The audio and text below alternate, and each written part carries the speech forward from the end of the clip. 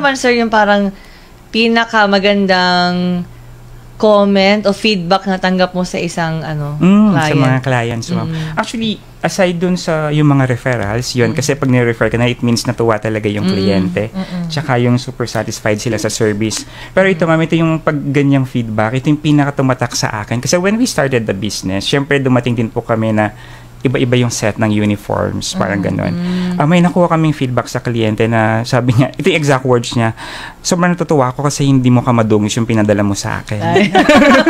If you can check, ma'am, I'm not sure if you have the pictures or videos po. Kung makapansin nyo, nakapolo po sila yung mga naglilinis namin.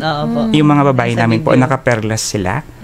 Tapos yung buhok nila is nakatali, pusod po. For me kasi that's parang somehow empowering them. Diba? Usually sila ng mga nakapusod, mga flight attendant, mga beauty queens. I wanted na hindi lang po yan cleaners, professional cleaners po yung mga tao po. Kaya ganun yung itsura po nila. Even the color ng blue, for Clean Zone kasi normally pag business po kasi pag blue, it's more on loyalty at saka at the same time siya, but yung trust po, importante yun since nagpapadala kami ng tao sa kliyente.